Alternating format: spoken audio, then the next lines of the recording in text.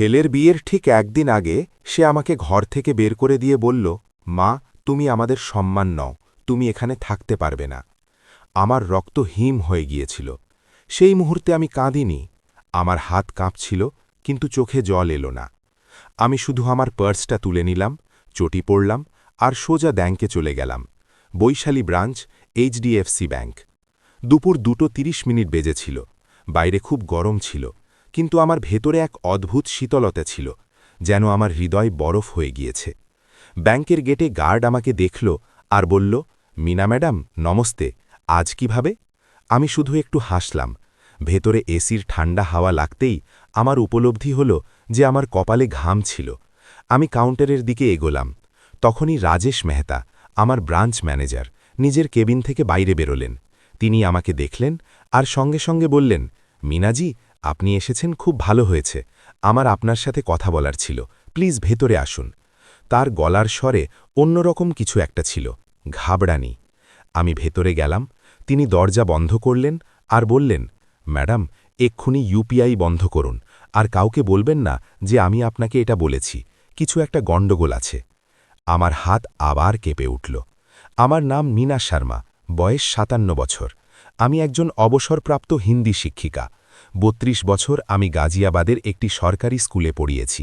ভালোই পেনশন পাই, provident fund আছে, আর স্বামী চলে যাওয়ার পর পাওয়া টাকাও গুছিয়ে রেখেছি। আমি বৈশালীতে থাকি, Suncity apartments, tower B, flat number 503। 3 বেডরুমের ফ্ল্যাট, 1200 স্কোয়ার ফিট, 7 তলায়। ব্যালকনি থেকে সোসাইটির পার্ক দেখা যায়। সকাল 6টায় আমি উঠি, চা বানাই, হনুমান চালিসা পড়ি। মঙ্গলবার আর শনিবার মন্দিরে যাই। মাসে একবার কিটি পার্টি হয় সুনিতা কাপুরের বাড়িতে। তিনি আমার প্রতিবেশী, টাওয়ার সিতে থাকেন। সন্ধ্যায় আমি স্টার প্লাসে সিরিয়াল দেখি, ইয়ে রিশতা ক্যা কেহলাতা হ্যায়। এটাই আমার জীবন ছিল, সাধারণ, শান্ত। 12 বছর আগে আমার স্বামী এক দুর্ঘটনায় মারা যান, দিল্লি মিরাট হাইওয়েতে। বরুণ তখন 20 বছরের ছিল, কলেজে পড়ত। আমি একা ওকে মানুষ করেছি, ইঞ্জিনিয়ারিং করিয়েছি, নয়ডায় একটা মাল্টিন্যাশনাল কোম্পানিতে চাকরি পাইয়ে দিয়েছি। না, পাইয়ে দিইনি, সে নিজের চেষ্টাতেই ঢুকেছে। কিন্তু আমি প্রতি পদে পাশে থেকেছি। ওর লাঞ্চ বক্সে আলুর পরোটা, রাজমা ভাত, গাজরের হালুয়া সব দিয়েছি। ওর জন্মদিনে বাড়িতে লাড্ডু বানানো, রক্ষাবন্ধনে ওর কবজিতে রাখি বাঁধা, করবা চৌথের কথা মনে করিয়ে দিয়ে ওকে বলা যে ও আমার কাছে ঠিক তেমনই যেমন ওর বাবা ছিলেন। ও আমাকে ভালোবেসে মাম্মি ডাকত, কখনো মজা করে মাম্মি জি বলত। কিন্তু গত 6 মাসে সব বদলে গেল। তানিয়া মালহোত্রা, 29 বছরের মার্কেটিং ম্যানেজার, গুড়গাঁওয়ের একটি স্টার্টআপে কাজ করে। বরুণের বাগদত্তা। বিয়ের তারিখ ঠিক হয়ে গিয়েছিল। কাল অর্থাৎ শুক্রবার মেহেন্দির প্রস্তুতি চলছিল বাড়িতে। সংগেহের প্ল্যানিং চলছিল, কিন্তু তানিয়া আসতেই সব বদলে গেল। শুরুতে আমি ভেবেছিলাম নতুন বউ, মডার্ন, মানিয়ে নিতে একটু সময় লাগবে। কিন্তু না, সে আমাকে ঘৃণা করত। আমার কাপড় চোপড়, আমার হিন্দি বলা, আমার রান্নার ধরন, আমার মন্দিরে যাওয়া, সব কিছু নিয়ে। বরুণকে বলতো, তোমার মা খুব ওল্ড ফ্যাশন। আর বরুণ, আমার ছেলে, সে চুপ থাকত, কখনো আমার পক্ষ নেয়নি। ধীরে ধীরে সেও বদলে গেল। এখন সে আমার সাথে সম্মানের সাথে কথা বলতো না। মা, এগুলো পুরনো দিনের কথা। মা, তুমি বুঝবে না। মা, তুমি চুপ থাকো। 4 দিন আগের কথা, রবিবার ছিল। আমি রান্নাঘরে গাজরের হালুয়া বানাচ্ছিলাম, বরুণ পছন্দ করে বলে।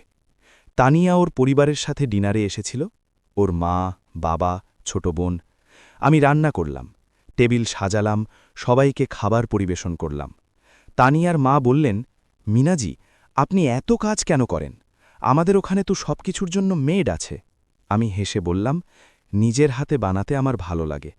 তখন তানিয়া বলল, হ্যাঁ আন্টি, ওনাকে শুধু এটাই আসে, রান্নাঘরের কাজ, বাকি দুনিয়ার সাথে কোনো সম্পর্ক নেই। আমার হাত থেমে গেল। আমি বরুণের দিকে তাকালাম, ও নিজের প্লেটের দিকে তাকিয়েছিল, কিছুই বলল না। সেদিন আমি কেঁদেছিলাম, রাতে নিজের ঘরে, কিন্তু কেউ শুনতে পায়নি। গত পরশু বুধবার তানিয়ার লেহেঙ্গা এলো, খুব দামি, 3 লাখ টাকার। আমি বললাম, এত টাকার কি দরকার ছিল বাবা?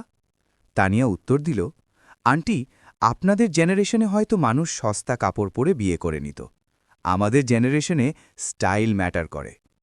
বরুণ হাসল। আমার ছেলে আমার উপর হাসল। আমি সেখানেই দাঁড়িয়ে থাকলাম, যেন কেউ চড় মেরেছে। কিন্তু আমি কিছু বলিনি। নিজের ঘরে চলে এলাম, দরজা বন্ধ করলাম আর ভাবলাম বিয়েটা হয়ে যাক, তারপর সব ঠিক হয়ে যাবে। কিন্তু আজ বৃহস্পতিবার, বিয়ের ঠিক একদিন আগে সেই মুহূর্তটা এলো যা সব কিছু বদলে দিল। দুপুর 12টা বেজেছিল। বাড়িতে তানিয়ার আত্মীয় স্বজনরা এসেছিল, ওর কাকিমা, মামিমা, কাজিনরা। আমি রান্নাঘরে চা বানাচ্ছিলাম, বৈশালী মার্কেট থেকে আনা সিঙ্গাড়া গরম করছিলাম।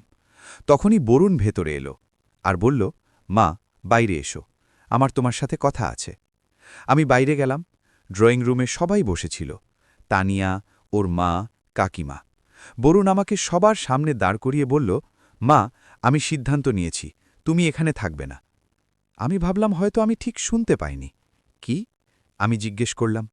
বরুণ আবার বলল, তুমি আমাদের ইজ্জত নও, তোমার থাকায় আমাদের লজ্জিত হতে হয়। কাল বিয়ে, আমি চাই না আমার বন্ধুরা তোমাকে দেখুক। তুমি এখান থেকে চলে যাও, এক্ষুনি।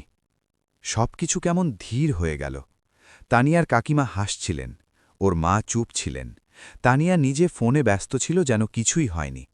আমি বরুণের চোখের দিকে তাকালাম। সেখানে কোনো ভালোবাসা ছিল না, কোনো অনুশোচনা ছিল না, শুধু একটা শীতলতা ছিল। আমি কিছু বলতে যাচ্ছিলাম, কিন্তু গলা ধরে এলো। আমি ভাবলাম যদি আমি কাঁদি তবে ওরা জিতে যাবে। আমি আমার পার্সটা নিলাম, ধীরে ধীরে চটি পড়লাম আর বেরিয়ে গেলাম। পেছন ফিরে তাকালাম না। লিফটে দাঁড়িয়ে থাকাকালীন হাত কাঁপছিল। গ্রাউন্ড ফ্লোরে পৌঁছলাম। গেট দিয়ে বাইরে বেরিয়ে অটো নিলাম। HDFC bank, Vaishali branch. আমি ড্রাইভারকে বললাম। ও বলল, ম্যাডাম, আপনি কি ঠিক আছেন? জল খাবেন? আমি মাথা নাড়লাম। না, চলুন। ব্যাংকে পৌঁছতেই রাজেশ মেহতা আমাকে দেখলেন আর সঙ্গে সঙ্গে নিজের কেবিনে ডাকলেন। এখন আমি তার সামনে বসেছিলাম। তিনি বললেন, ম্যাডাম, কাল থেকে আপনার অ্যাকাউন্টে কিছু অস্বাভাবিক কার্যকলাপ দেখা যাচ্ছে। কেউ আপনার নেট ব্যাংকিং অ্যাক্সেস করার চেষ্টা করছে। ভুল পাসওয়ার্ড 3 বার দেওয়া হয়েছে। আপনার এফডি ভাঙার রিকোয়েস্ট এসছে অনলাইনে, কিন্তু ভেরিফিকেশন পেন্ডিং আছে। আর একটা পাওয়ার অফ অ্যাটর্নির কপি আমরা পেয়েছি আপনার নামে, যেখানে বরুণ শর্মাকে আপনার সমস্ত সম্পত্তির অধিকার দেওয়া হয়েছে। কিন্তু আমাদের রেকর্ডে এমন কোনো ডকুমেন্ট নেই। আমি ভাবলাম আপনাকে জানানো জরুরি। আমার কান ঝিনঝিন করে উঠল। আমার ছেলে, আমার বরুণ আমার টাকা চুরি করার চেষ্টা করছিল। আমার সারা জীবনের আয়, ৪৫ লাখ টাকার ফিক্সড ডিপোজিট, আমার ফ্ল্যাট, সব কিছু। আমি জল চাইলাম। রাজেশ দিলেন। আমি এক ঢোক খেলাম আর তারপর সিদ্ধান্ত নিলাম, আমি কাঁদব না, আমি লড়ব। রাজেশ মেহতা নিজের কম্পিউটারের স্ক্রিন আমার দিকে ঘোরালেন। দেখুন ম্যাডাম, এটা আপনার নেট ব্যাংকিংয়ের লগ। কাল রাত 11:20 কেউ লগ ইন করার চেষ্টা করেছে। IP address Noida sector ৬২। তারপর আজ সকাল ৬টায় আবার ৮টায়। প্রতিবার ভুল পাসওয়ার্ড। 3 বার চেষ্টার পর অ্যাকাউন্ট সাময়িকভাবে ব্লক হয়ে গিয়েছে। আর এই দেখুন, আপনার এফডির ম্যাচিওরিটি আরও 9 মাস পর। কিন্তু কাল দুপুরে প্রি ম্যাচিওর উইথড্রলের রিকোয়েস্ট এসছে অনলাইনে। কিন্তু ওটিপি আপনার রেজিস্টার্ড নম্বরে যাওয়ায় ট্রানজ্যাকশন আটকে গিয়েছে। কেউ সেই ওটিপি দেয়নি। আমি স্ক্রিনের দিকে তাকিয়ে থাকলাম। নয়ডা সেক্টর ৬২। ওখানেই তো বরুণের অফিস। আমার হাত টেবিলের ওপর রাখা ছিল আর সেগুলো কাঁপছিল। আমি সেগুলো লুকোনোর জন্য পার্সটা আঁকড়ে ধরলাম। রাজেশ বললেন, আর সব থেকে চিন্তার বিষয় এই পাওয়ার অফ অ্যাটর্নি। এতে আপনার সই আছে, আপনার আধার কার্ডের কপি আছে, কিন্তু নোটারাইজেশনের সিল আমাদের সন্দেহজনক মনে হচ্ছে। আমি লিগ্যাল টিমকে পাঠিয়েছি চেক করতে। যদি এটা জাল হয় তবে এটা গুরুতর জালিয়াতির মামলা। Madam, fraud. আর যদি আসলও হয় তবুও আপনি এটা কখন সই করলেন? আমি দীর্ঘশ্বাস নিলাম। আমি কখনো কোনো পাওয়ার অফ অ্যাটর্নি সই করিনি। আমি এ ব্যাপারে কিছুই জানি না। রাজেশ মাথা নাড়লেন। তাহলে এটা ক্লিয়ার ফ্রড। ম্যাডাম, আমি আপনাকে পরামর্শ দেব, এখনই এই মুহূর্তে আপনার ইউপিআই বন্ধ করুন, সমস্ত কার্ড ব্লক করুন, নেট ব্যাংকিংয়ের পাসওয়ার্ড বদলে দিন, আর কোনো ভালো উকিলের সাথে দেখা করুন, যত তাড়াতাড়ি সম্ভব। আমি জিজ্ঞেস করলাম, কিন্তু এমনটা কে করতে পারে? কার কাছে আমার অ্যাকাউন্টের ডিটেলস জানা আছে? রাজেশ চুপ থাকলেন। তারপর ধীরে ধীরে বললেন, ম্যাডাম, যারা আপনার সবথেকে কাছের হয় তারাই সবথেকে বেশি জানে। আমার বুক ধড়ফড় করে উঠল। বরুণ, তানিয়া, ওরা জানতো আমার পাসবুক আমি ড্রয়ারে রাখি, আমার আধার কার্ডের কপি, প্যান কার্ডের কপি সব আমার আলমারিতে ছিল। বরুণ জানতো আমি চাবি কোথায় রাখি। রাজেশ আমাকে ফর্ম দিলেন, এটা ভরুন, আমি এখনই আপনার ইউপিআই ডিসেবল করছি। আপনার সব ডেবিট কার্ড ক্যান্সেল হয়ে যাবে, নতুন কার্ড 3 দিনের মধ্যে চলে আসবে। আর নেট ব্যাংকিংয়ের জন্য আপনাকে নতুন ইউজার নেম আর পাসওয়ার্ড বানাতে হবে। এমন কোনো পাসওয়ার্ড যা কেউ না জানে, কোনো জন্ম তারিখ, নাম বা ফোন নাম্বার রাখবেন না। আমি ফর্ম ভরতে শুরু করলাম। আমার হাত তখনও কাঁপছিল, কিন্তু আমি নিজেকে সামলালাম। সই করার সময় আমি ভাবলাম, আমার ছেলে, যাকে আমি 10 মাস গর্ভে ধরেছিলাম, যাকে মানুষ করলাম, পড়ালাম, আজ সে আমাকে বরবাদ করতে চায় টাকার জন্য। আমি ফর্ম রাজেশকে দিলাম। তিনি সঙ্গে সঙ্গে কাজ শুরু করলেন। 10 মিনিটে সব হয়ে গেল। রাজেশ বললেন, ম্যাডাম, আর একটা কথা, আপনার এফডি আমি ফ্রিজ করে দিয়েছি, মানে এখন এটা ভাঙার জন্য শুধুমাত্র আপনি ফিজিক্যালি আপনার আইডির সাথে ব্রাঞ্চে এসে তবেই করতে পারবেন, কোনো অনলাইন ফোন বা থার্ড পার্টি এটা করতে পারবে না। ঠিক আছে, আমি মাথা নাড়লাম। থ্যাংক ইউ রাজেশজি, আপনি আমাকে বাঁচিয়ে নিলেন। তিনি হাসলেন, ম্যাডাম, এটা আমার কর্তব্য, কিন্তু প্লিজ সাবধান থাকবেন আর শীঘ্রই লিগ্যাল অ্যাকশন নিন। আমি ব্যাংক থেকে বাইরে বেরোলাম। বিকেল 4টে বেজে গিয়েছিল। রোদ তখনও কড়া ছিল, কিন্তু একটু পড়ে আসছিল। আমি রাস্তার ধারে দাঁড়িয়ে পড়লাম। আমার এখন কোথায় যাওয়ার ছিল? বাড়ি নয়, সেখান থেকে তো আমাকে বের করে দেওয়া হয়েছিল। আমার নিজের বাড়ি, যা আমি আর আমার স্বামী মিলে কিনেছিলাম 15 বছর আগে আমাদের সমস্ত সঞ্চয় লাগিয়ে। আমি নিজের ফোন বের করলাম। সুনিতা কাপুরকে ফোন করলাম। তিনি আমার খুব পুরনো বন্ধু। টাওয়ার সিতে থাকেন, ফ্ল্যাট নম্বর 712। ফোন 3 বার বাজল, তারপর তিনি ধরলেন। হ্যাঁ মিনা, কেমন আছো? আমি বললাম, সুনিতাজি, আজ রাতে কি আমি আপনার ওখানে থাকতে পারি? তিনি জিজ্ঞেস করলেন, কেন, কি হয়েছে, সব ঠিক আছে তো? আমি বললাম, একটু সমস্যা হয়েছে, আমি এসে বলছি। তিনি বললেন, আরে অবশ্যই চলে এসো, তোমার জিজ্ঞেস করার কি দরকার, তুমি তো পরিবার। আমি অটো নিয়ে সুনিতাজির ফ্ল্যাটে পৌঁছলাম। তিনি দরজা খুললেন আর আমাকে দেখেই বললেন, আরে তোমার মুখ কেন এমন শুকিয়ে আছে, ভেতরে এসো। আমি ভেতরে গেলাম। ওনার ফ্ল্যাটটাও 3 বেডরুমের, কিন্তু সাজগোজ খুব আলাদা। দেওয়ালে পেইন্টিং আছে, সোফায় রং বেরঙের কুশান। তিনি আমাকে বসালেন, জল দিলেন আর চা বানাতে চলে গেলেন। আমি সেখানে বসে ভাবছিলাম, আমি এখানে কেন? আমার নিজের ঘর আছে, তবু আমি অন্য কারুর ঘরে অতিথি হয়ে বসে আছি। সুনিতাজি চা নিয়ে এলেন। নাও, খাও, আর এবার বলো, ব্যাপারটা কি? আমি সব কথা বললাম। বরুণের আমাকে বাড়ি থেকে বের করে দেওয়া, ব্যাংকের কথা, জালিয়াতির চেষ্টা, সব কিছু। তারপর আমাকে ফোনটা দিলেন। উনি তোমার সাথে কথা বলতে চান। আমি ফোনটা নিলাম। নমস্তে অনিলজি। এক গভীর শান্ত আওয়াজ এলো। নমস্তে মিনাজি। সুনিতাজি একটু বললেন, আমি কাল সকালে আপনার সাথে দেখা করতে পারি? আমার অফিসে ইন্দিরাপুরাম শিপ্রা সানসিটি গ্রাউন্ড ফ্লোর, 10টার সময় ঠিক হবে? আমি বললাম, হ্যাঁ, আমি পৌঁছে যাব।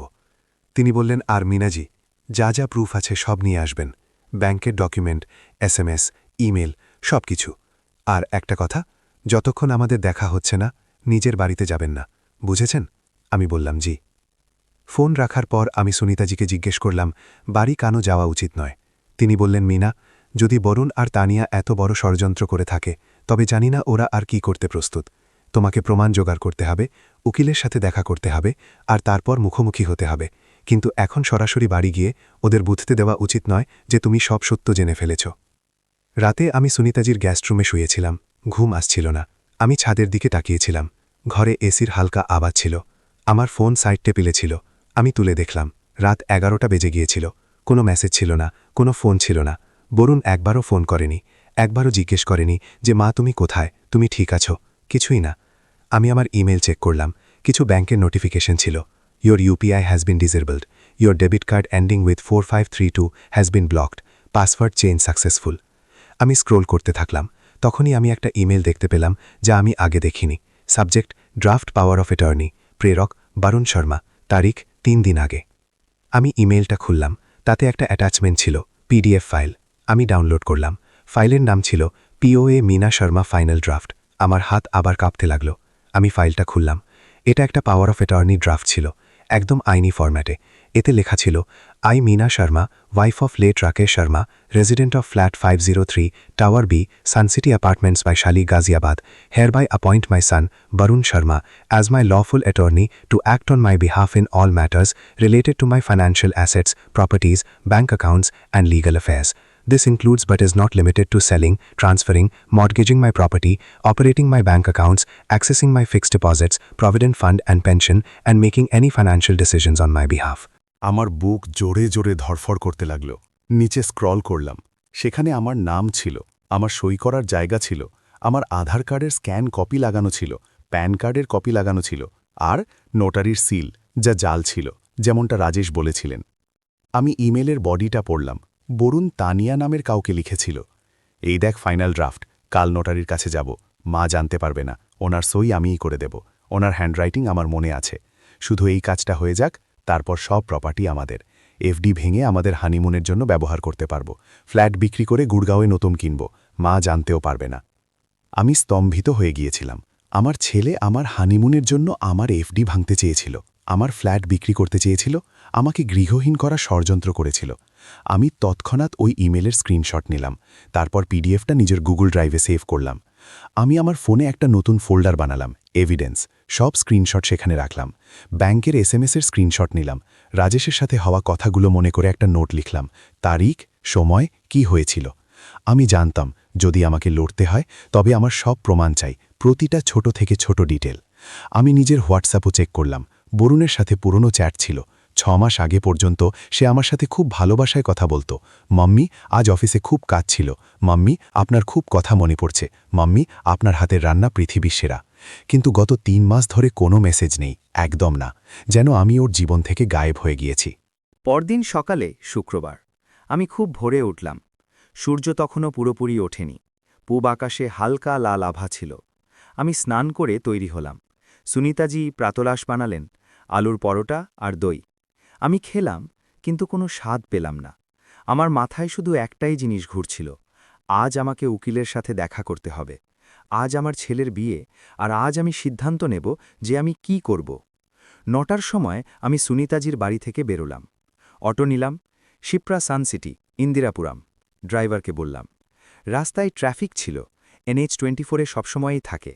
আমি জানলা দিয়ে বাইরে তাকিয়েছিলাম। রাস্তার ধারে ছোট ছোট দোকান ছিল, ঠেলাগাড়ি ছিল, মানুষ নিজের কাজে ব্যস্ত ছিল। সবকিছু স্বাভাবিক লাগছিল, কিন্তু আমার দুনিয়া ভেঙে চুরমার হয়ে গিয়েছিল। 9:30 আমি শিপ্রা সানসিটি পৌঁছলাম। গ্রাউন্ড ফ্লোরে অনিল কাপুরের অফিস ছিল। একটা ছোট বোর্ড ছিল, Anil Kapoor, advocate, family law, civil law, financial fraud. আমি ভেতরে গেলাম। অফিসের ভেতরে একটা ছোট রিসেপশন ছিল। একটা মেয়ে বসেছিল, বয়স বছর 25। সে হেসে জিজ্ঞেস করল, আপনি মীনা শর্মাজি? আমি মাথা নেড়ে হ্যাঁ বললাম। অনিল স্যার আপনার জন্য অপেক্ষা করছেন, ভেতরে আসুন। আমি ভেতরের ঘরে গেলাম। এটা একটা ছোট কিন্তু পরিষ্কার অফিস ছিল। দেওয়ালে ডিগ্রিগুলো টাঙানো ছিল, কেসের ফাইলগুলো শেলফে সাজানো ছিল। একটা বড় টেবিলের ওপাশে অনিল কাপুর বসেছিলেন। বয়স প্রায় 50 বছর, সাদা চুল, চশমা, গম্ভীর চেহারা। তিনি উঠে দাঁড়িয়ে হাত মেলালেন। বসুন মীনাজি, চা কফি? আমি বললাম, না থ্যাংক ইউ। তিনি বসলেন, আমিও। তিনি নোটপ্যাড আর পেন তুলে নিলেন। আচ্ছা, তো শুরু থেকে বলুন কি হয়েছে। আমি পুরো ঘটনাটা বললাম, শৈশব থেকে আজ পর্যন্ত বরুণ কেমন ছিল, কিভাবে বদলে গেল, তানিয়ার আশা, অপমান, কাল বাড়ি থেকে বের করে দেওয়ার ঘটনা, ব্যাংকের কথা, ইমেলে পাওয়া পাওয়ার অফ অ্যাটর্নি ড্রাফট, সব কিছু। অনিলজি চুপচাপ শুনছিলেন, মাঝে মাঝে নোট নিচ্ছিলেন।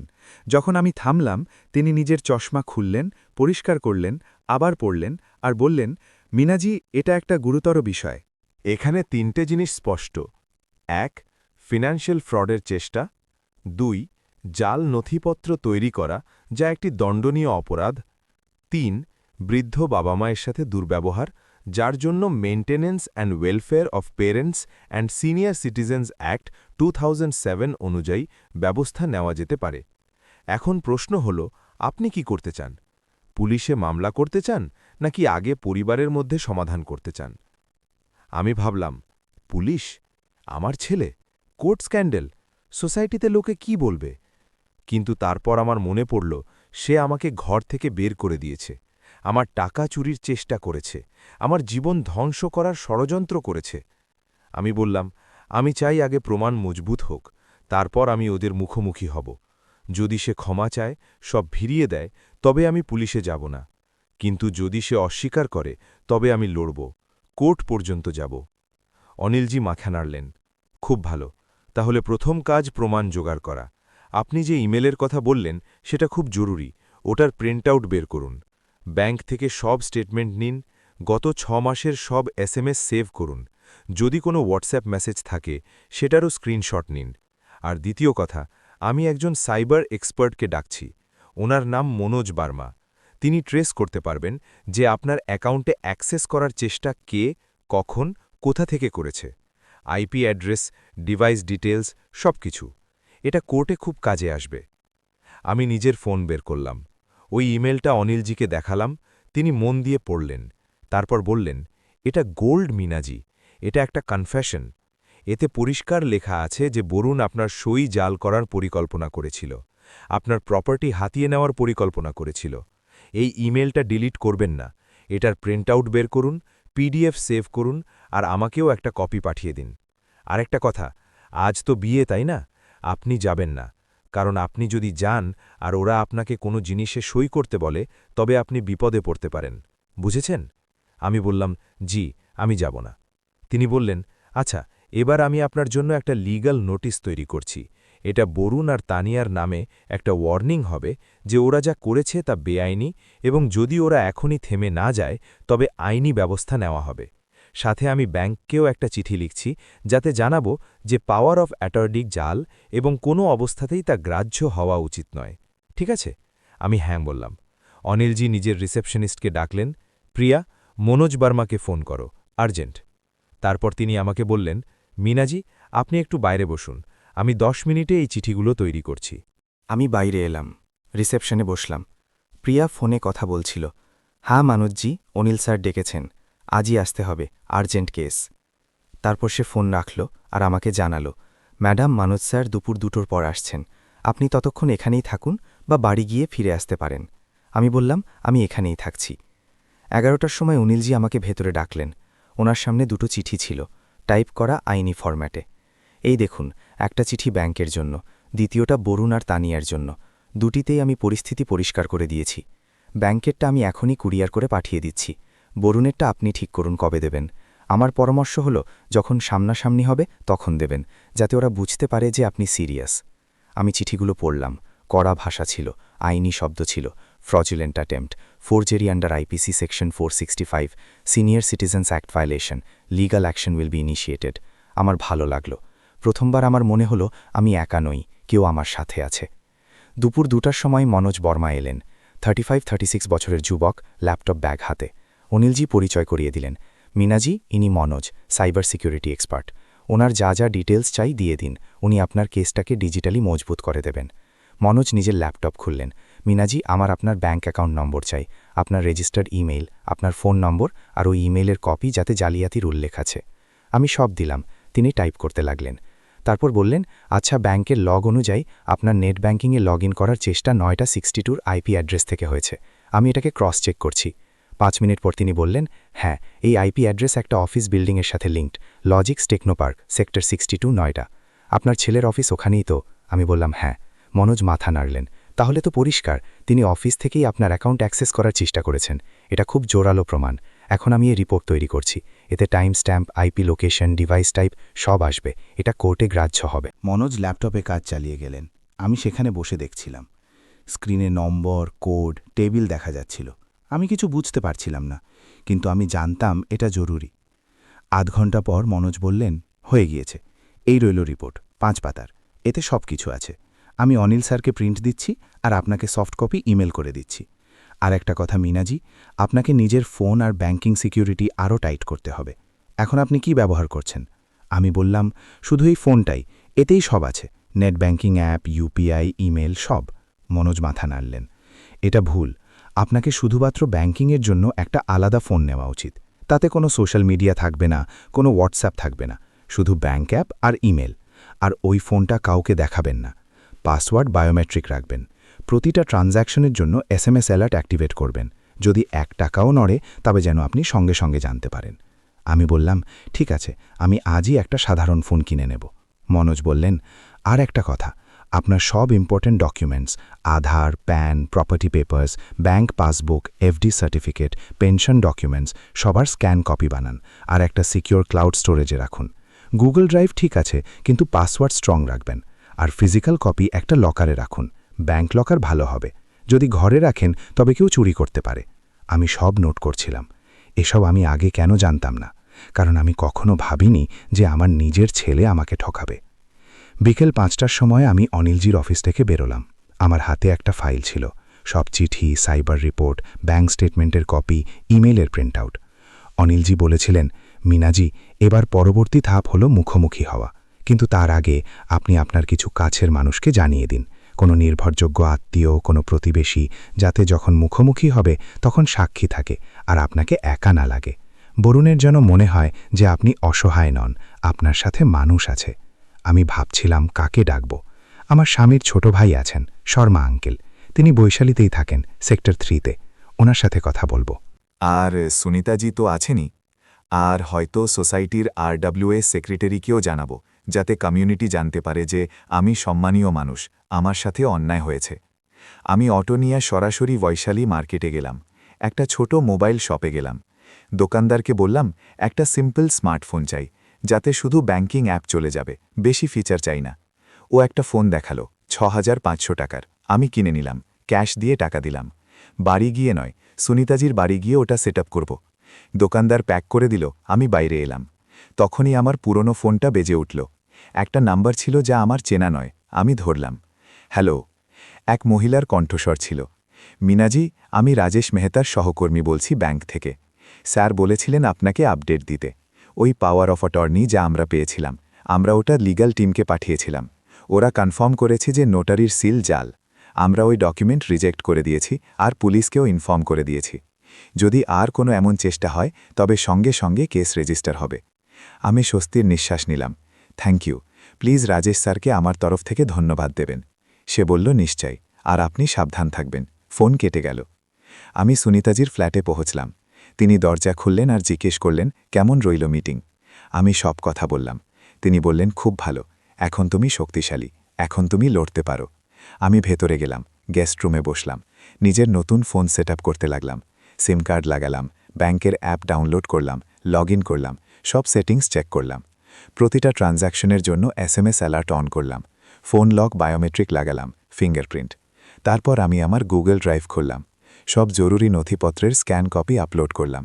Property papers, PAN card, Aadhaar card, pension documents, FD certificate, সব কিছু। তারপর একটা পেন ড্রাইভেও কপি বানালাম। মনোজ বলেছিলেন ডাবল ব্যাকআপ সবসময় রাখবেন। আমি ওটাই করছিলাম। সন্ধ্যা ঘনিয়ে এসেছিল, বাইরে অন্ধকার হচ্ছিল। আজ বরুণের বিয়ে ছিল। হয়তো এতক্ষণে বিয়ে সম্পন্ন হয়ে গিয়েছে। অতিথিরা খাবার খাচ্ছেন, সবাই খুশি থাকবেন, নাচ গান হবে। আর আমি এখানে অন্য কারোর বাড়িতে বসে নিজের ছেলের সাথে লড়ার প্রস্তুতি নিচ্ছিলাম। আমি কি ঠিক করছি? আমি নিজেকেই প্রশ্ন করলাম।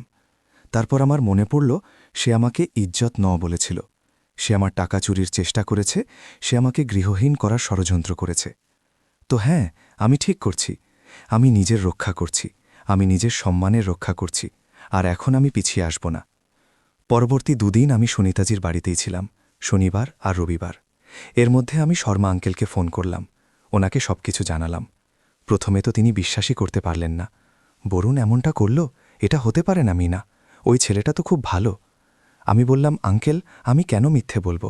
আমার কাছে প্রমাণ আছে, ইমেল আছে, ব্যাংক রেকর্ড আছে, সাইবার রিপোর্ট আছে। তখন তিনি চুপ হয়ে গেলেন। তারপর বললেন, ঠিক আছে, তোমার যা সাহায্য চাই আমি আছি। তুমি আমার বড় জায়ের মতো, আমি বরুণকে এমনটা করতে দেব না। আমি স্বস্তি পেলাম, অন্তত একজন আত্মীয় তো আমার পাশে ছিলেন। তারপর আমি RWS সেক্রেটারি মিস্টার বর্মার সাথেও কথা বললাম। তিনি বললেন, মিনাজি, আমরা আপনাকে ছোটবেলা থেকে চিনি। আপনি এই সোসাইটির সম্মান। যদি কেউ আপনার সাথে অন্যায় করে থাকে তবে আমরা সাথে আছি। সোমবার সকালে আমি সিদ্ধান্ত নিলাম, এখন আমাকে বাড়ি ফিরতে হবে। অনিলজি বলেছিলেন, নর্মাল অ্যাক্টিং করুন, ওদের যেন মনে হয় যে আপনি দুর্বল, ভেঙে পড়েছেন। তবেই ওরা বেপরোয়া হবে, আর তবেই আপনি ওদের হাতে নাতে ধরতে পারবেন। আমি সুনিতাজিকে বললাম, আমি বাড়ি যাচ্ছি। তিনি ঘাবড়ে গেলেন, কিন্তু মিনা, যদি ওরা কিছু করে? আমি বললাম, আমি সামলে নেব, আর যদি কিছু হয় তবে আমি সঙ্গে সঙ্গে আপনাকে বা অনিলজিকে ফোন করব। আমি আমার ছোট ব্যাগটা তুলে নিলাম। ওতে আমার কিছু জামা কাপড় ছিল, আমার জরুরি নথিপত্রের কপিগুলো আর ওই নতুন ফোনটা। আসল নথিপত্রগুলো আমি সুনিতাজির কাছেই রেখে দিলাম একটা সিল করা খামে। এটা গুছিয়ে রাখবেন, কাউকে দেবেন না। আমি আমার ফ্ল্যাটে পৌঁছলাম। লিফটে যাবার সময় বুকটা দুরুদুরু করছিল। 7 তলায় লিফট খুলল। আমি বাইরে বেরোলাম। নিজের ফ্ল্যাটের সামনে দাঁড়ালাম। 503। দরজায় এখনও বিয়ের সাজসজ্জার চিহ্ন ছিল, গাঁদা ফুলের অবশিষ্টাংশ, আলপনার রঙের দাগ। আমি ঘণ্টি বাজালাম। কিছুক্ষণ পর দরজা খুলল। বরুণ দাঁড়িয়েছিল। সে আমাকে দেখল, আর ওর মুখ শক্ত হয়ে গেল। তুমি এখানে কি করছো? আমি শান্ত গলায় বললাম, এটা আমার বাড়ি বরুণ, আমি ভেতরে আসছি। আমি ভেতরে চলে গেলাম। সে আটকানোর চেষ্টা করল না, হয়তো ভেবেছিল আমি হার মেনে ফিরে এসেছি। ভেতরে তানিয়া সোফায় বসেছিল, নিজের ফোনে ব্যস্ত। সে আমার দিকে তাকালো না। আমি নিজের ঘরে গেলাম। ঘরটা তেমনই ছিল যেমন আমি ছেড়ে গিয়েছিলাম। বিছানা, আলমারি, ড্রেসিং টেবিল। আমি নিজের ব্যাগ রাখলাম আর বাইরে এলাম। রান্নাঘরে গেলাম আর চা বানাতে লাগলাম, যেন কিছুই হয়নি। বরুণ আর তানিয়া ড্রয়িং রুমে বসে নিজেদের মধ্যে নিচু স্বরে কথা বলছিল। আমি শুনতে পাচ্ছিলাম না, কিন্তু ওদের মুখের অভিব্যক্তি দেখে মনে হচ্ছিল যে ওরা বেশ চিন্তিত। হয়তো ওরা ভেবেছিল যে আমি আর ফিরে আসব না। হয়তো ওরা আমার ঘরটা পরিষ্কার করে তানিয়ার মেকআপ রুম বানানোর পরিকল্পনা করে ফেলেছিল। কিন্তু আমি ফিরে এসেছিলাম। চা বানিয়ে আমি নিজের ঘরে চলে এলাম। দরজা বন্ধ করলাম। বিছানায় বসলাম। আমার পুরনো ফোনটা চেক করলাম, কোনো মেসেজ নেই। নতুন ফোনটা চেক করলাম। ব্যাংক থেকে একটা SMS এসেছিল। গত 24 ঘন্টায় কোনো লেনদেন হয়নি। ভালো, তার মানে সব কিছু সুরক্ষিত আছে। আমি আমার আলমারি খুললাম। আমার জামাকাপড় আগের মতোই ছিল, কিন্তু যে ড্রয়ারটা আমি বন্ধ করে রেখেছিলাম সেটা খোলা ছিল। আমি ভেতরে তাকালাম।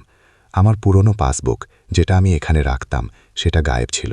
আমার পুরনো চেক বইয়ের কয়েকটা পাতা ছেঁড়া ছিল। কেউ এখানে নাড়াচাড়া করেছিল, হয়তো বরুণ বা তানিয়া। আমি কিছু বললাম না। আমি চুপ থাকলাম, কারণ অনিলজি বলেছিলেন, প্রমাণ জোগাড় করুন, প্রতিক্রিয়া দেখাবেন না, শুধু পর্যবেক্ষণ করুন। দুপুরে আমি রান্না করলাম, ডাল, ভাত, সবজি। আমি বরুণ আর তানিয়াকে ডাকলাম, খাবার তৈরি। তানিয়া বলল, আমাদের লাগবে না, আমরা বাইরে থেকে অর্ডার করব। আমি কিছু বললাম না, একাই খেলাম, বাসন ধোলাম, তারপর নিজের ঘরে চলে এলাম। বিকেলে আমি ব্যালকনিতে দাঁড়িয়েছিলাম। নিচে সোসাইটির পার্ক দেখা যাচ্ছিল। বাচ্চারা খেলছিল, কিছু বয়স্ক মানুষ বেঞ্চে বসে কথা বলছিলেন। সব কিছু স্বাভাবিক লাগছিল, কিন্তু আমার জীবনে কিছুই স্বাভাবিক ছিল না। তখনই আমি শুনলাম বরুণ আর তানিয়া ওদের ঘরে কথা বলছিল। ওদের গলা নিচু ছিল, কিন্তু দেওয়াল পাতলা ছিল। আমি মন দিয়ে শুনতে লাগলাম। তানিয়া বলছিল, ওকে এখান থেকে বের করতে হবে পার্মানেন্টলি। ও এখানে থাকলে আমরা প্রপার্টির কিছুই পাবো না। বরুণ বলল, কিন্তু কিভাবে?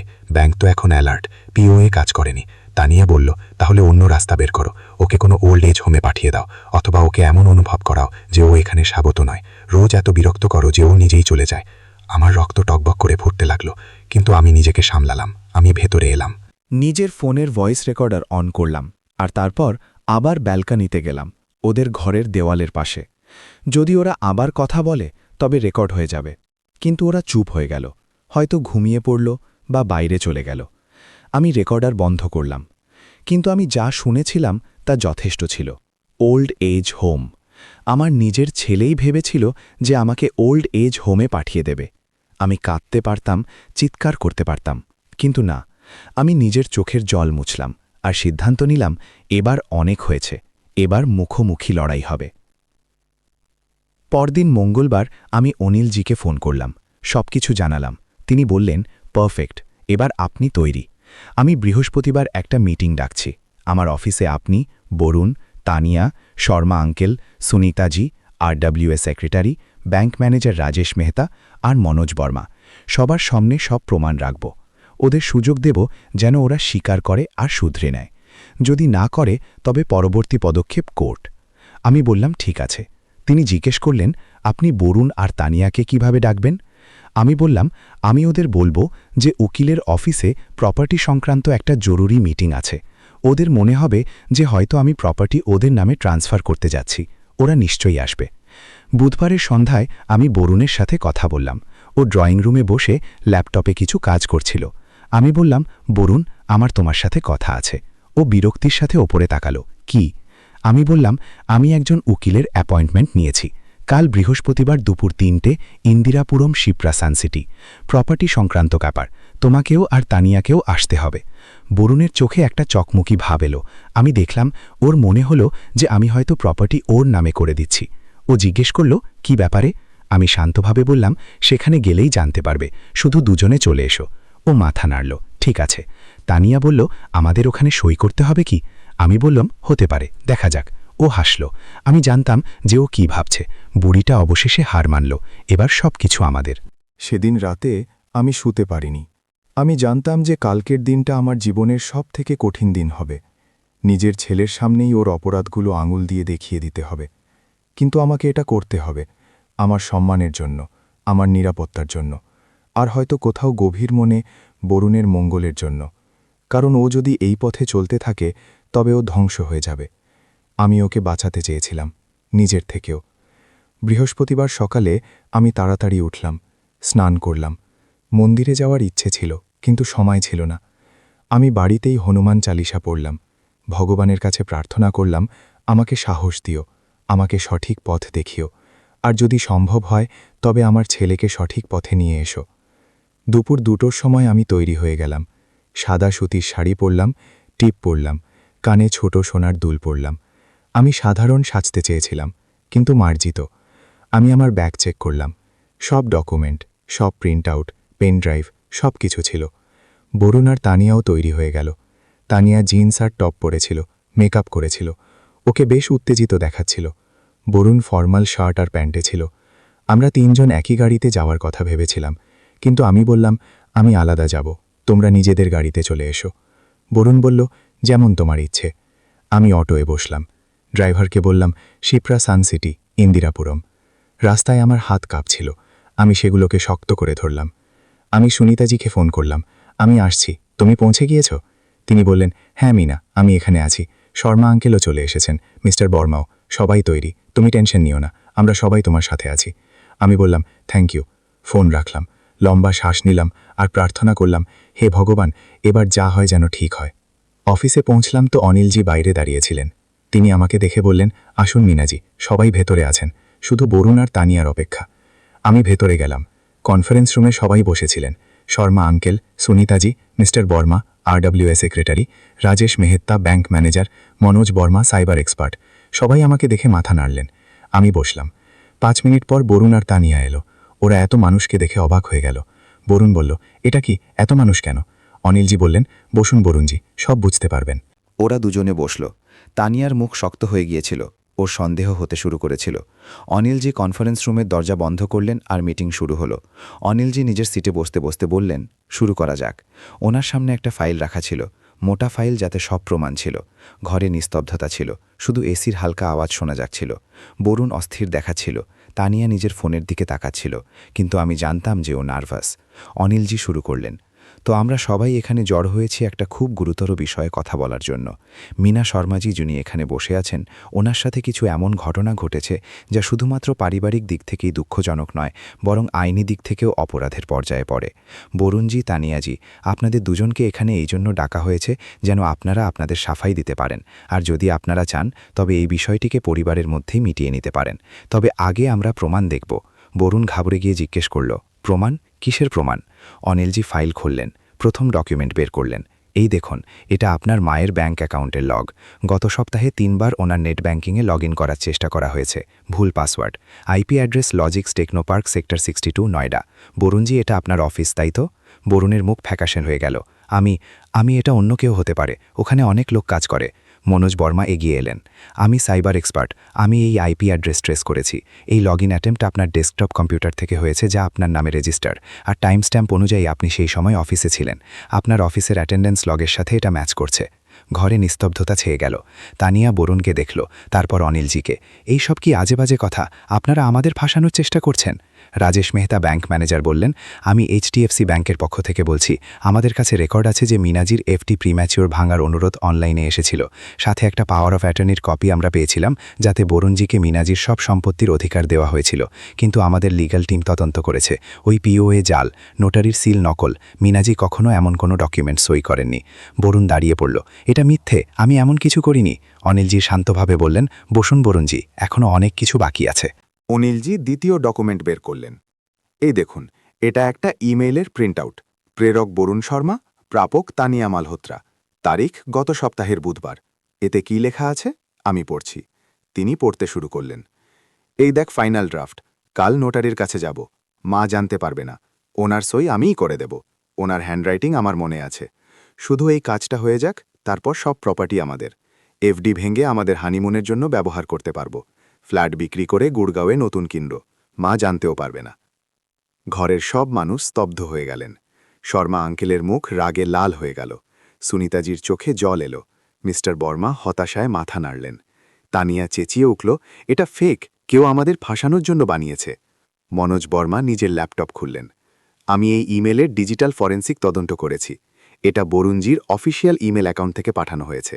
সার্ভার লগ ম্যাচ করছে। আইপি অ্যাড্রেস, টাইম স্ট্যাম্প সব অথেন্টিক। এটা ফেক বানানো সম্ভব নয়। বরুণ বসে পড়ল। ওর চেহারা ভেঙে পড়েছিল। ও নিজের মাথা হাত দিয়ে চেপে ধরল। আমি ভেবেছিলাম ওই ইমেল ড্রাফটে সেভ করা ছিল। আমি পাঠাইনি। অনিলজি বললেন, কিন্তু ইমেল সার্ভারে গিয়েছে, পাঠানো হয়েছে, আর এখন এটা প্রমাণ। তানিয়া বরুণকে ধাক্কা দিল। তুমি বলেছিলে যে সব সামলে নেবে, তুমি বলেছিলে কেউ জানতে পারবে না। আমি এতক্ষণ চুপচাপ বসেছিলাম, কিন্তু এবার আমি কথা বলার সিদ্ধান্ত নিলাম। আমি দাঁড়ালাম। আমার গলা শান্ত ছিল কিন্তু মজবুত। বরুণ, তানিয়া, আমি তোমাদের দুজনের কাছে শুধু একটা প্রশ্ন করতে চাই। কেন? আমি তোমাদের কি ক্ষতি করেছিলাম?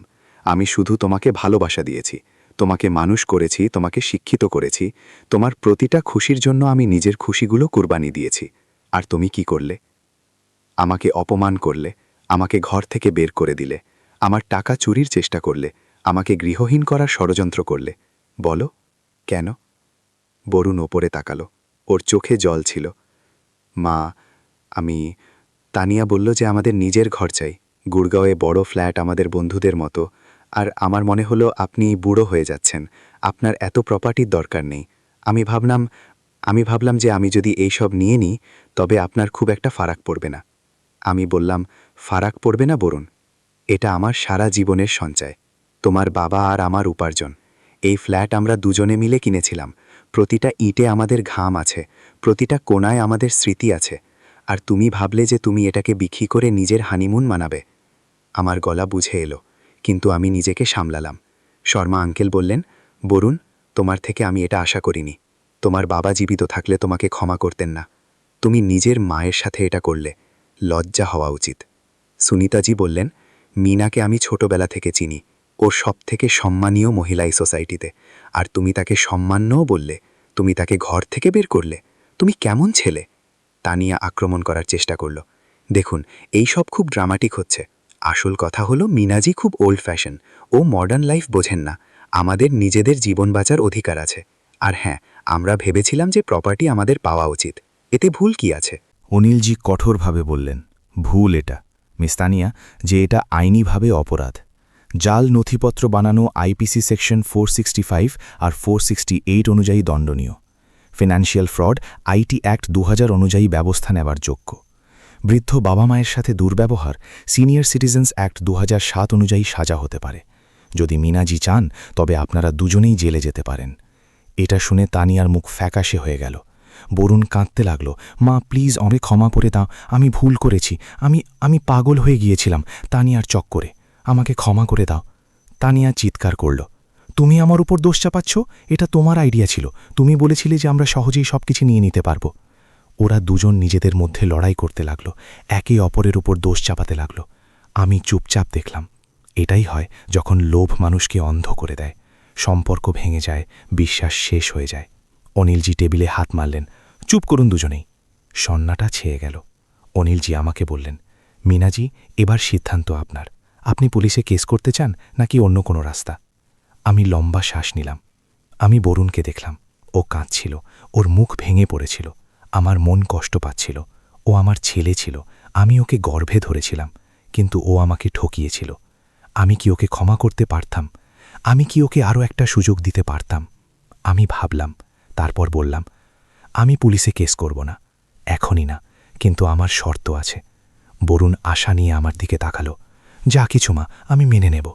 আমি বললাম, প্রথম শর্ত, তুমি আর তানিয়া দুজনেই লিখিতভাবে স্বীকার করবে যে তোমরা জালিয়াতি করার চেষ্টা করেছ। এই ডকুমেন্ট অনিলজির কাছে থাকবে। যদি ভবিষ্যতে তোমরা কোনো আচরণ করো তবে এটা পুলিশের কাছে যাবে। দ্বিতীয় শর্ত, তোমরা দুজন আলাদা ফ্ল্যাটে শিফট হবে, আমার ফ্ল্যাট থেকে 1 মাসের মধ্যে।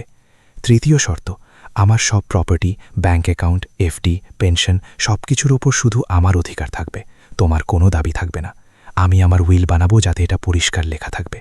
চতুর্থ শর্ত, তুমি আমার কাছে ক্ষমা চাইবে সবার সামনে, সত্যিকারের মন থেকে। বরুণ মাথা নাড়ল। হ্যাঁ মা, আমি সব মেনে নেব, প্লিজ আমাকে ক্ষমা করে দাও। তানিয়া বাধা দেওয়ার চেষ্টা করল। এটা খুব বাড়াবাড়ি হচ্ছে, আমাদের অন্য কোথাও থাকতে হবে, আমাদের কাছে এত টাকা নেই। আমি ওকে শান্তভাবে দেখলাম। তানিয়া, তোমার ভালো চাকরি আছে, বরুণেরও, তোমরা দুজন মিলে ভাড়ার ফ্ল্যাট নিতে পারো। আর যদি তোমার এটা মঞ্জুর না হয় তবে ঠিক আছে, আমি পুলিশে কেস করে দেব, সিদ্ধান্ত তোমার। তানিয়া চুপ হয়ে গেল। ও জানত যে আমার কাছে বিকল্প ছিল, আর ও জেলে যেতে চাইছিল না। অনিলজি বললেন, তাহলে ঠিক রইল, আমি নথিপত্র তৈরি করছি, বরুণ আর তানিয়া আপনারা দুজনেই সই করবেন। আর মিনাজি, আমি আপনার উইলও তৈরি করব, পরিষ্কার আর আইনি, কোনো খামতি থাকবে না। বরুণ উঠে দাঁড়ালো। ও আমার কাছে এলো, হাঁটু গেড়ে বসল, আমার পা ছুঁলো। মা, আমাকে ক্ষমা করে দাও, আমি খুব বড় ভুল করেছি। আমি তোমার ছেলে ডাকার যোগ্য রইলাম না, কিন্তু প্লিজ আমাকে একটা সুযোগ দাও, আমি শুধরে যাব। আমার চোখে জল এলো। আমি ওর মাথায় হাত রাখলাম। বরুণ, আমি তোমাকে ক্ষমা করছি, কিন্তু বিশ্বাস ফিরে পেতে হবে, আর এতে সময় লাগবে, অনেক সময়। ও মাথা নাড়ল। আমি বুঝি মা। তানিয়াও দাঁড়ালো। ও ইতস্তত করে বলল, মিনাজি, আমাকেও ক্ষমা করে দিন। আমি ভুল ভেবেছিলাম। আমি ওকে দেখলাম, আমার বিশ্বাস ছিল না যে ও সত্যি সত্যি অনুশোচনা করছে, কিন্তু আমি মাথা নাড়লাম। ঠিক আছে, কিন্তু মনে রেখো, দ্বিতীয়বার আর সুযোগ পাওয়া যাবে না। অনিলজি সবাইকে ধন্যবাদ দিলেন। মিটিং শেষ হলো, সবাই বাইরে বেরোলেন। শর্মা আঙ্কেল আমাকে জড়িয়ে ধরলেন। তুমি খুব সাহস দেখিয়েছ মিনা, আমার গর্ব হচ্ছে। সুনিতাজি বললেন, তুমি সত্যি খুব সাহসী, অন্য কেউ হলে ভেঙে পড়ত। মিস্টার বর্মা বললেন, সোসাইটি আপনার সাথে আছে মিনাজি। আমি সবাইকে ধন্যবাদ জানালাম। আমার মন হালকা হয়ে গিয়েছিল। আমি লড়াই লড়েছিলাম আর জিতেছিলাম। পরবর্তী সপ্তাহটা খুব উত্তেজনার মধ্যে কাটল। বরুণ আর তানিয়া অনিলজির দপ্তরে ওই সব কাগজে দস্তখত করল যা জরুরি ছিল। একটা লিখিত স্বীকারোক্তি যাতে ওরা মানল যে ওরা আর্থিক জালিয়াতির চেষ্টা করেছিল, একটা সমঝোতা যাতে লেখা ছিল যে ওরা 1 মাসের মধ্যে আমার ফ্ল্যাট থেকে শিফট হয়ে যাবে, আর একটা প্রতিশ্রুতিপত্র যাতে ওরা কথা দিল যে ওরা ভবিষ্যতে আমার কোনো সম্পত্তি বা আর্থিক বিষয় নাক গলাবে না। অনিলজি সব কাগজ নিজের কাছে সুরক্ষিত রাখলেন। তিনি আমাকে বললেন, মিনাজি, এটা আপনার সুরক্ষা, যদি কখনো কিছু হয় তবে এটা আপনার কাজে আসবে। ঘরের পরিবেশ খুব অদ্ভুত হয়ে গিয়েছিল। বরুণ আর তানিয়া নিজের ঘরে থাকত, আমি নিজের ঘরে। আমরা শুধু জরুরি কথা বলতাম, খাবার হয়েছে, আমি বাইরে যাচ্ছি, বিদ্যুতের বিল এসেছে, এর থেকে বেশি কিছু না। কোনো হাসি নেই, কোনো পারিবারিক কথাবার্তা নেই, যেন আমরা 3 জন অপরিচিত মানুষ একই ছাদের নিচে বাস করছি। কিন্তু আমি জানতাম যে এটা অস্থায়ী। 1 মাস পর ওরা চলে যাবে, আর আমি আমার শান্তি ফিরে পাব। 10 দিন পর বরুণ আমাকে জানালো যে ও বৈশালীতেই একটা ফ্ল্যাট পেয়ে গিয়েছে ভাড়ার, 2 কামরার, টাওয়ার জি সেক্টর 5-এ, মাসের ভাড়া 15,000 টাকা। ও বলল, মা, আমরা পরের সপ্তাহে শিফট হয়ে যাব। আমি মাথা নাড়লাম। ঠিক আছে। আমি কোনো আবেগ দেখালাম না, না খুশি না দুঃখ। আমি শুধু নিরপেক্ষ রইলাম। তানিয়া জিনিসপত্র গোছাতে শুরু করল, ওর জামাকাপড়, বিয়ের উপহার, ওর সাজগোজের জিনিস। বরুণ নিজের বইপত্র, কম্পিউটার, জামাকাপড় গোছালো। আমি দূর থেকে দেখতে থাকলাম। মাঝে মাঝে মনে হচ্ছিল যে এটা আমার ছেলে যে এই ঘর থেকে যাচ্ছে, কিন্তু পরক্ষণেই আমার মনে পড়ল সে আমাকে ঠকিয়েছিল, আর এই দূরত্ব জরুরি। শিফট হওয়ার ঠিক আগের রাতে বরুণ আমার ঘরে এলো, দরজা খটখট করল। মা, আমি কি ভেতরে আসতে পারি? আমি বললাম হ্যাঁ। ও ভেতরে এলো, বিছানার ধারে বসল, আমি চেয়ারে বসেছিলাম। ও বলল, মা, আমি জানি যে আমি যা করেছি তা ক্ষমার যোগ্য নয়, কিন্তু আমি চাই যে আপনি জানুন যে আমার সত্যি অনুশোচনা হচ্ছে। রোজ রাতে আমার ঘুম আসে না। আমি ভাবি যে আমি নিজের মায়ের সাথে কেমন আচরণ করেছি, যে আমাকে সব কিছু দিল, ওনার থেকেই আমি সব কিছু কেড়ে নেওয়ার চেষ্টা করলাম। ওর চোখে জল ছিল। আমি বললাম, বরুণ, অনুশোচনা হওয়া আর বদলে যাওয়া দুটো আলাদা জিনিস। আমি তোমার কথায় নয়, তোমার কাজে বিশ্বাস করব, সময়ের সাথে সাথে। ও মাথা নাড়ল। আমি বুঝি, আমি প্রমাণ করব মা, আমি বদলাব। ও উঠে চলে গেল। আমি সেখানেই বসে থাকলাম। মনে একটা আশা জাগল, হয়তো আমার ছেলে সত্যি বদলে যাবে, হয়তো এই সব কিছু ওর জীবন বদলে দেবে। কিন্তু আমি সতর্ক থাকব, আমি আর অন্ধবিশ্বাস করব না। পরদিন শনিবার সকালে ট্রাক এলো, ছোট ট্রাক।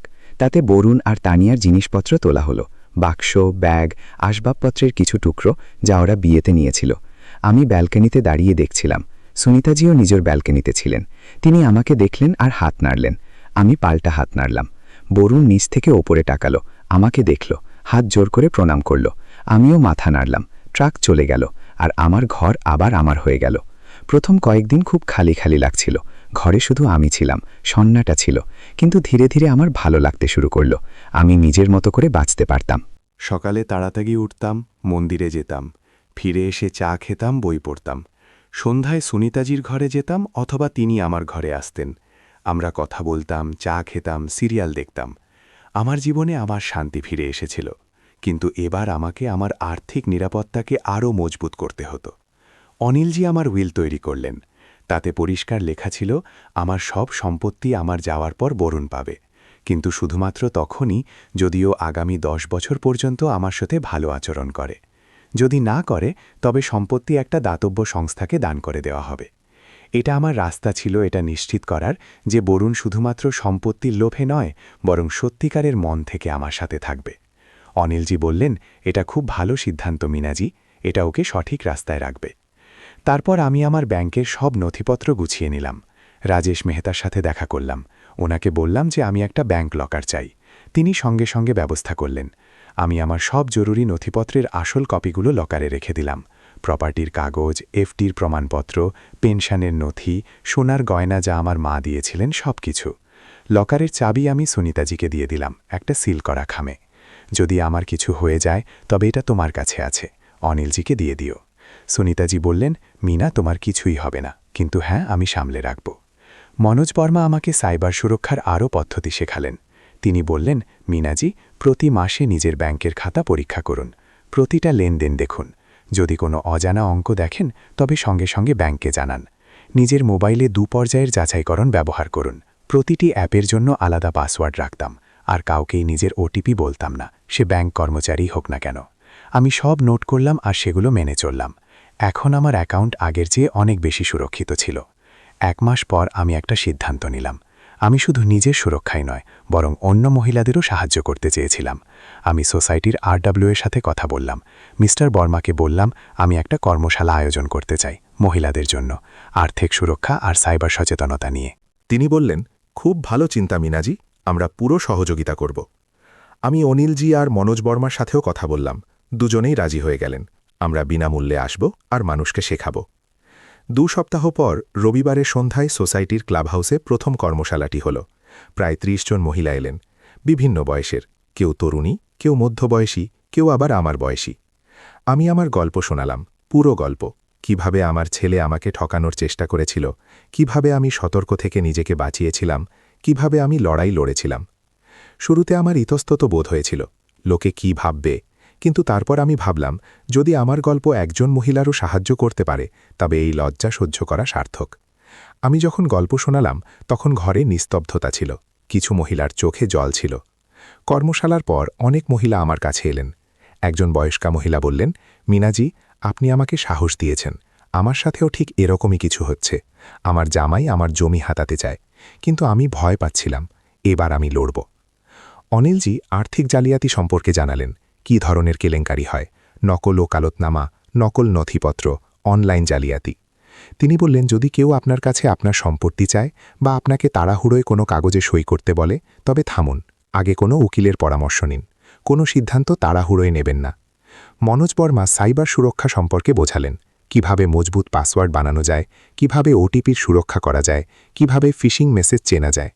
তিনি বললেন, কখনো কোনো অজানা লিঙ্কে ক্লিক করবেন না, কখনো কাউকে নিজের ব্যাংকের পাসওয়ার্ড বা ওটিপি দেবেন না।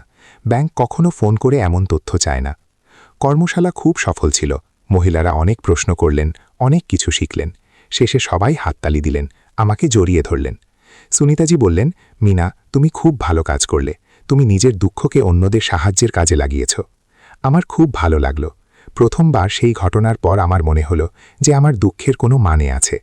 আমি শুধু নিজের জন্য নয়, বরং আরও মহিলাদের জন্য লড়াই লড়েছিলাম। তারপর থেকে প্রতি মাসে আমরা একটা কর্মশালা আয়োজন করতে লাগলাম। বিষয় বদলাতে থাকত, কিভাবে উইল বানাবো, সম্পত্তির অধিকার, ব্যাংক লকারের ব্যবহার, পেনশনের সুরক্ষা, বয়স্কদের আইনি অধিকার। ধীরে ধীরে এটা একটা আন্দোলন হয়ে গেল। অন্য সোসাইটি থেকেও ডাক আসতে শুরু করল। আমি, অনিলজি, মনোজজি, আমরা 3 জন মিলে যেতাম আর মানুষকে সচেতন করতাম। আমার পরিচয় বদলে গেল। এখন আমি শুধু বরুণের মা ছিলাম না, আমি হয়ে গিয়েছিলাম সেই মিনাজি, যিনি মহিলাদের ক্ষমায়িত করেন। 3 মাস পর বরুণ আমাকে ফোন করল, মা, আমি কি আপনার সাথে দেখা করতে পারি? আমি বললাম, হ্যাঁ, সন্ধ্যায় চলে এসো। ও এলো, তানিয়া আসেনি, শুধু বরুণ।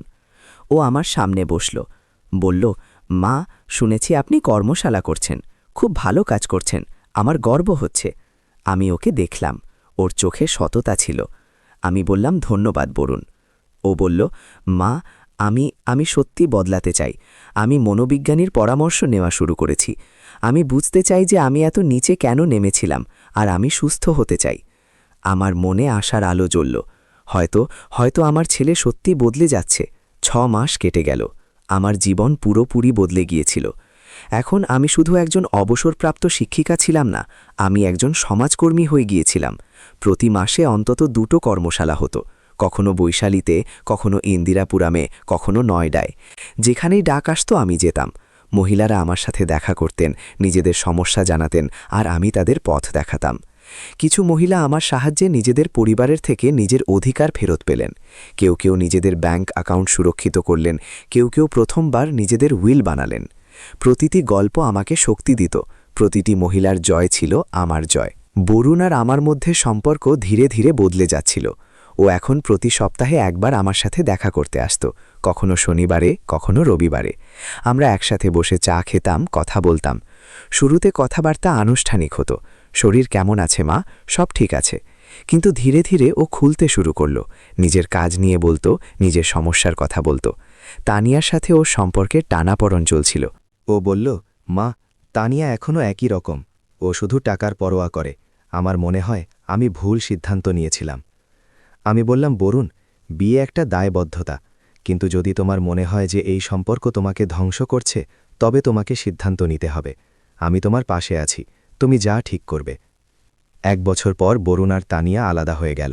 তালাক হয়নি, কিন্তু বিচ্ছেদ। তানিয়া গুড়গাঁওয়ে চলে গেল ওর বাবা মায়ের কাছে। বরুণ একা হয়ে গেল।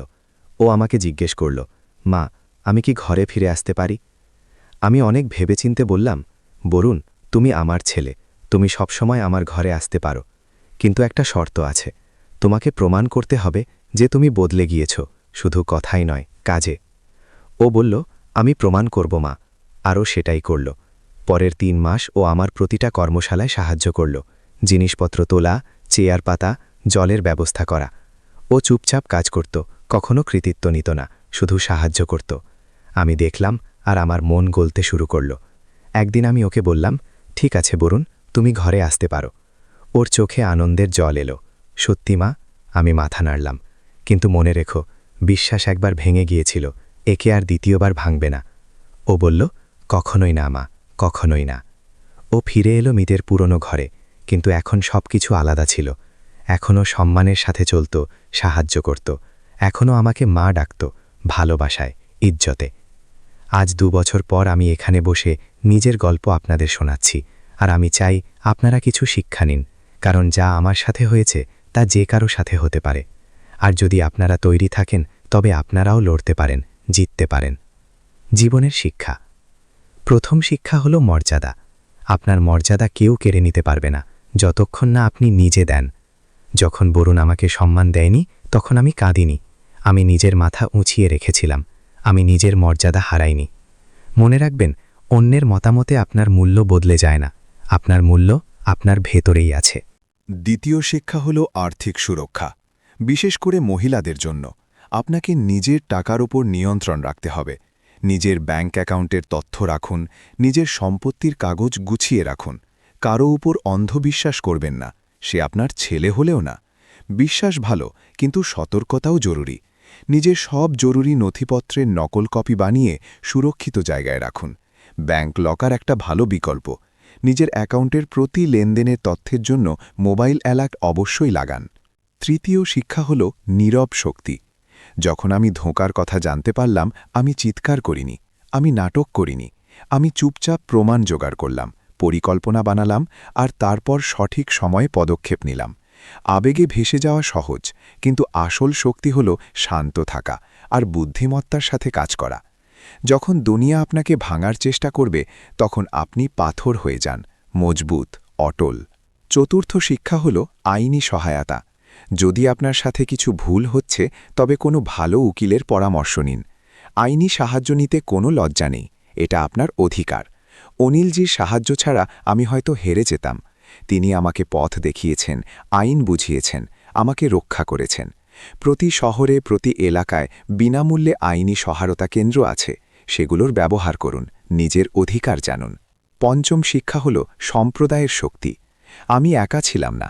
সুনিতাজি ছিলেন, শর্মা অঙ্কেল ছিলেন, মিস্টার বর্মা ছিলেন, রাজেশ মেহতা ছিলেন। সবাই মিলে আমাকে সঙ্গ দিয়েছেন। নিজের আশেপাশের মানুষের সাথে যুক্ত থাকুন, প্রতিবেশীদের সাথে, বন্ধুদের সাথে, আত্মীয়দের সাথে। যখন বিপদ আসবে তখন এই মানুষগুলোই আপনার ঢাল হবে। একাকিত্ব মানুষকে দুর্বল করে, সম্প্রদায় শক্তি দেয়। ষষ্ঠ শিক্ষা হল সীমানা। ভালোবাসার মানে এই নয় যে আপনি সব কিছু সহ্য করবেন। ছেলেকে ভালোবাসা আর ওর ভুলগুলোকে উপেক্ষা করা দুটো আলাদা জিনিস। আমি বরুণকে ভালোবেসেছি, কিন্তু আমি ওর ভুলকে ক্ষমা করিনি যতক্ষণ না ও নিজেকে শুধরে নিয়েছে। সীমানা নির্ধারণ করা নিজেকে ভালোবাসা, আর নিজেকে ভালোবাসা কোনো স্বার্থপরতা নয়, বরং প্রয়োজন। সপ্তম শিক্ষা হল দুঃখকে উদ্দেশ্যে রূপান্তর করা। আমি নিজের দুঃখে ডুবে যেতে পারতাম, কাঁদতে পারতাম, ভেঙে পড়তে পারতাম, কিন্তু আমি নিজের দুঃখকে অন্যদের সাহায্যের কাজে লাগিয়েছি। আমি কর্মশালা শুরু করলাম, মহিলাদের ক্ষমায়িত করলাম, আর এই প্রক্রিয়ায় আমিও সুস্থ হয়ে উঠলাম। যখন আপনি অন্যদের সাহায্য করেন তখন আপনার নিজের ঘাও শুকিয়ে যায়। নিজের অভিজ্ঞতা শেয়ার করুন, নিজের গল্প শোনান। হয়তো আপনার গল্প কারো জীবন বদলে দিতে পারে। এখন আমি আপনাদের কিছু ব্যবহারিক পরামর্শ দিতে চাই। প্রথম পরামর্শ, নিজের ব্যাংক অ্যাকাউন্ট সুরক্ষিত রাখুন। মজবুত পাসওয়ার্ড বানান যা কেউ মনে রাখতে পারবে না। নিজের জন্ম তারিখ, নাম, ফোন নম্বর পাসওয়ার্ড বানাবেন না। কাউকে নিজের ওটিপি দেবেন না। এটা একবার ব্যবহারযোগ্য গোপন কোড, যা শুধু আপনার কাছে থাকা উচিত। ব্যাংক কখনো ফোন করে এটা চায় না। যদি কেউ চায় তবে বুঝে যান ওটা ধোঁকা। দ্বিতীয় পরামর্শ, প্রতি মাসে নিজের ব্যাংক স্টেটমেন্ট চেক করুন। প্রতিটা টাকা যা আপনার অ্যাকাউন্ট থেকে বেরিয়ে গেছে বা এসেছে তা দেখুন। যদি কিছু অদ্ভুত লাগে তবে দ্রুত ব্যাংককে জানান। দেরি করবেন না, সময় খুব মূল্যবান। যত দ্রুত আপনি ধরবেন তত দ্রুত থামাতে পারবেন। তৃতীয় পরামর্শ, নিজের উইল অবশ্যই বানান। আপনার কাছে যতই সম্পত্তি থাকুক, ছোট বা বড়, উইল বানানো জরুরি। এতে আপনার যাওয়ার পর পরিবারে ঝগড়া হবে না, আর আপনি ঠিক করতে পারবেন যে আপনার পরিশ্রমের টাকা কে পাবে। কোনো ভালো উকিলের সাথে দেখা করে আইনি উপায়ে উইল বানান, সাক্ষী রেখে, আর একটা কপি নিজের কাছে রাখুন, একটা উকিলের কাছে। চতুর্থ পরামর্শ, নিজের জরুরি নথিপত্রের নকল কপি বানান। আধার কার্ড, প্যান কার্ড, সম্পত্তির কাগজ, ব্যাংক পাসবুক, পেনশনের কাগজ সব কিছুর স্ক্যান করে ডিজিটাল কপি বানান। সেগুলোকে সুরক্ষিত জায়গায় রাখুন, ক্লাউড স্টোরেজ পরিষেবা বা পেন ড্রাইভে। আর আসল কাগজ ব্যাংকের লকারে রাখুন। ঘরে রাখা কাগজ চুরি হতে পারে, পুড়ে যেতে পারে, হারিয়ে যেতে পারে। পঞ্চম পরামর্শ, কোনো ভরসাযোগ্য ব্যক্তিকে নিজের পরিস্থিতি জানান। কোনো বন্ধু, কোনো আত্মীয়, কোনো প্রতিবেশী, তাদের জানান যে আপনার জরুরি কাগজ কোথায় আছে, আপনার উকিলকে, আপনার ব্যাংক অ্যাকাউন্ট কোথায় আছে। এটা এজন্য নয় যে তারা আপনার ব্যাপারে নাক গলাবে, বরং এজন্য যে যদি কখনো আপৎকালীন পরিস্থিতি আসে তবে কেউ আপনার সাহায্য করতে পারে। ষষ্ঠ পরামর্শ, যদি কিছু ভুল মনে হয় তবে দ্রুত পদক্ষেপ নিন। অপেক্ষা করবেন না, ভাববেন না যে হয়তো আমি ভুল ভাবছি। নিজের সহজাত প্রবৃত্তির ওপর বিশ্বাস রাখুন।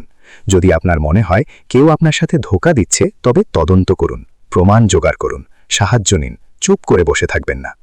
আজ যখন আমি নিজের ব্যালকনিতে দাঁড়িয়ে থাকি আর নিজে পার্কের দিকে দেখি তখন আমি শান্তি অনুভব করি। বাচ্চারা খেলছে, বয়স্করা হাঁটছে, জীবন চলছে, আর আমি মুচকি হাসি, কারণ আমি জানি যে আমি নিজের লড়াই লড়েছি, আমি নিজের সম্মান বাঁচিয়েছি, আর আমি অন্যদেরও লড়তে শিখিয়েছি। কখনো কখনো বরুণ ব্যালকনিতে আসে, আমার পাশে দাঁড়ায়। মা, আজ কেমন দিন কাটল? আমি বলি, ভালো, খুব ভালো। ও হাসে। আপনি আমাকে বাঁচিয়ে নিলেন মা। আপনি যদি সেদিন চুপ থেকে যেতেন তবে আমি ধ্বংস হয়ে যেতাম, আমি একজন অপরাধী হয়ে যেতাম। আমি ওর হাত ধরি। বরুণ, মা সব সময় বাঁচায়, দুনিয়ার থেকেও, নিজের থেকেও। রাতে যখন আমি ঘুমাতে যাই তখন আমার শান্তির ঘুম হয়। আমার মাথার নিচে বালিশ আছে, আমার ওপরে চাদর আছে, আর আমার মনে শান্তি আছে। আমি নিজের জীবন নিজের স্বার্থে বেঁচেছি। আমি কারো ভয়ে আপস করিনি, আমি নিজের মর্যাদা হারাইনি, আর এটাই আসল জয়। টাকা আসে যায়, মানুষ আসে যায়, কিন্তু আপনার আত্মসম্মান, আপনার মর্যাদা, এগুলো সব সময় আপনার সাথে থাকে। এটাকে সামলে রাখুন, এটাকে মূল্যবান মনে করুন। যদি আজ আমাকে কেউ জিজ্ঞেস করে, মিনাজি আপনি কি শিখলেন, তবে আমি বলবো, আমি শিখেছি যে আমি একা নই। আমি শিখেছি যে নারী দুর্বল নয়, বরং যখন সে নিজের শক্তিকে চিনে নেয় তখন সে অপরাজেয় হয়ে যায়। আমি শিখেছি যে বয়স শুধু একটা সংখ্যা। 57 বছর বয়সে আমি নিজের নতুন পরিচয় বানিয়েছি, নিজের নতুন উদ্দেশ্য পেয়েছি। তাই যদি আমি করতে পারি তবে আপনারাও করতে পারেন। শুধু প্রয়োজন সাহসের, সতর্কতার আর নিজের উপর বিশ্বাসের। আজ যখন আমি নিজের ঘরে বসে আছি, আমার হাতে চায়ের কাপ আছে, জানলা দিয়ে বিকেলের হাওয়া আসছে, তখন আমার মনে হয় এটা সব কিছু আমার পরিশ্রমের, আমার সংগ্রামের, আমার জয়ের। আর কেউ এটাকে আমার থেকে কেড়ে নিতে পারবে না, কারণ এখন আমি সচেতন, সতর্ক, মজবুত। আর আমি চাই আপনারা এমন হন।